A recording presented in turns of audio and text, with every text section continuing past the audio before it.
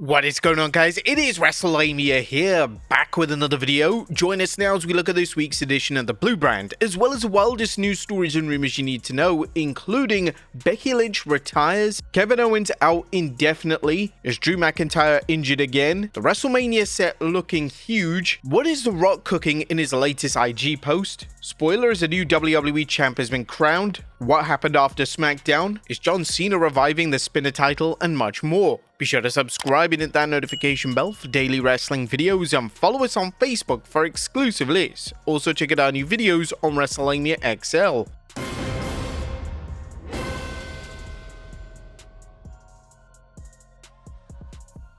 Now, as always, we won't recap the whole show, but just look at the good, the bad, and the downright ugly.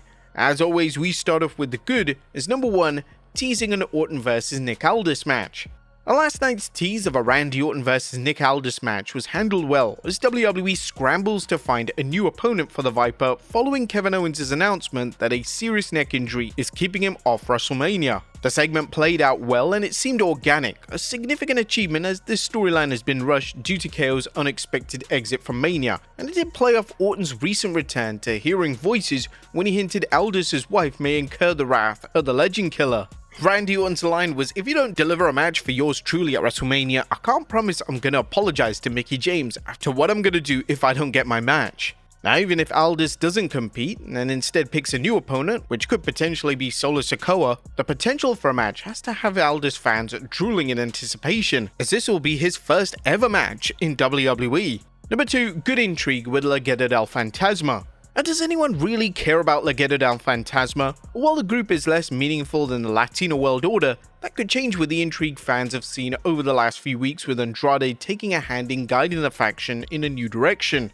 Whether it works is up to how much time WWE invests in it, but it has the potential to take a talented group and turn them into something, well, besides jobbers. Number 3, Rey Fenix vs Humberto Classic.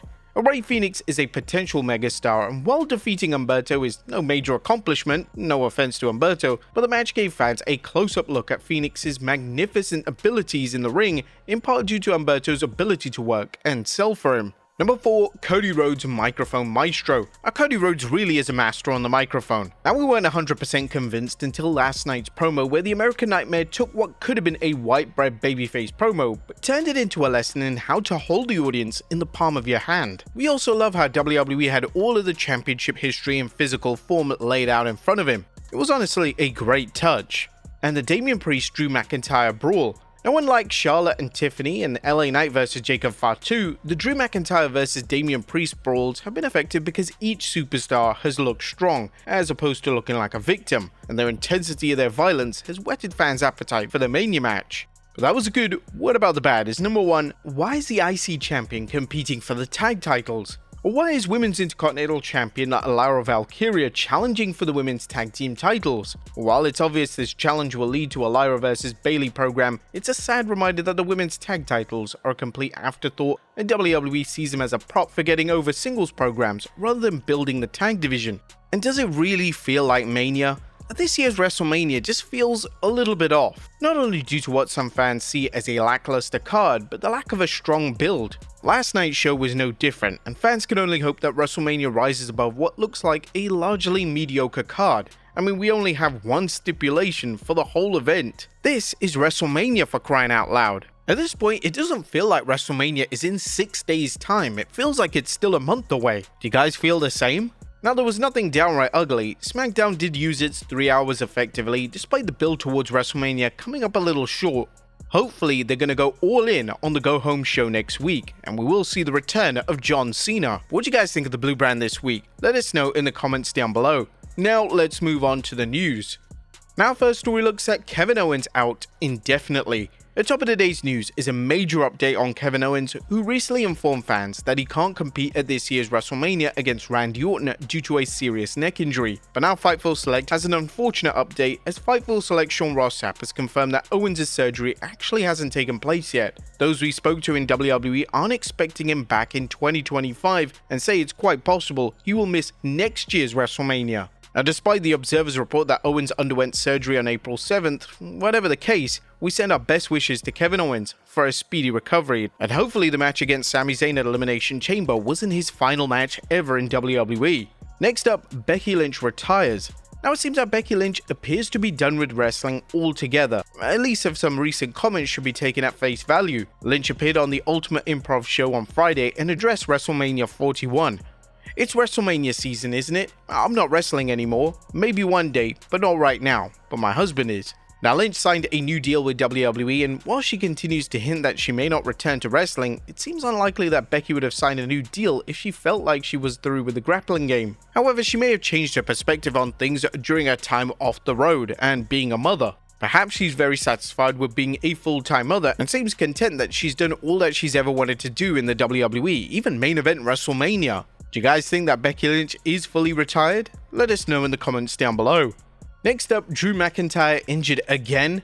Last night's brutal brawl involving Drew McIntyre and Damian Priest gave fans an idea what to expect at WrestleMania, but it also harkened back to another brutal spot involving McIntyre, his 2024 Hell in a Cell match against CM Punk, where Punk busted him open with a toolbox, leading to McIntyre needing 16 staples to close it up. McIntyre was busted open on SmackDown, and coincidentally it happened in the same spot on his head that Punk split open.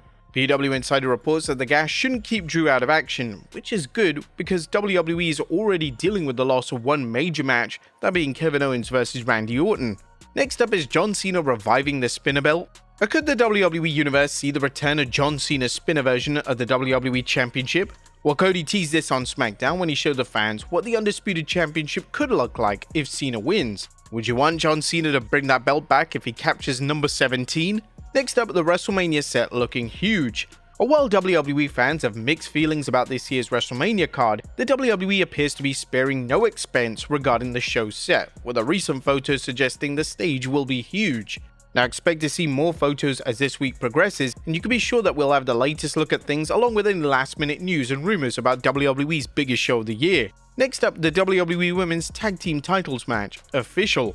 Fans will finally know who will challenge the Judgment Day's Liv Morgan and Raquel Rodriguez for the Women's Tag Team Championship, as Bayley and Laura Valkyria won a tag team gauntlet to earn their right to fight for the titles. However, a big botch happened during the match, as although the Women's Tag Team Gauntlet match gave the Women's Tag Division some much needed television time, there was an awkward spot where Piper Niven charged Laura Valkyria, and Valkyria was supposed to pull the rope down so that Piper would fly right over it.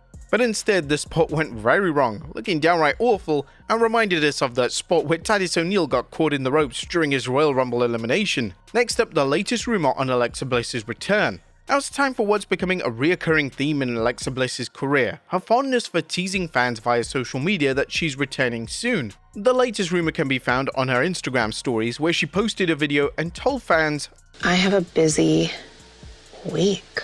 Do you? I mean, I feel Thursday, like you Nobu.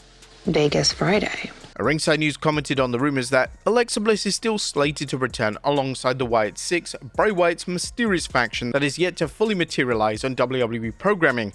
The storyline has been delayed several times, but insiders say it's still in the works and Bliss is expected to be a central part of it. Now, with next week's SmackDown being held in Vegas, fans will be watching closely, especially since it's the last episode before WrestleMania. Do you think Alexa Bliss will show up next Friday, and if so, will the Wyatts be there? Next up, WWE forced to cut the feed. Now it seems that another attire malfunction has occurred on SmackDown, leading to a scramble to keep the blue brand family friendly. A Sportskeeda reported that Tiffany Stratton suffered a slip-up, resulting in a brief blackout. But this isn't the first time that WWE has been forced to cut the feed due to Tiffany Stratton's attire. You might recall during a match with Candice LeRae, the same thing happened due to Tiffany's attire. Next up, a spoiler as a new WWE Champion Crowned. Now there's a spoiler concerning the Women's Speed Championship, so skip to our next story if you're actually heavily invested in this title.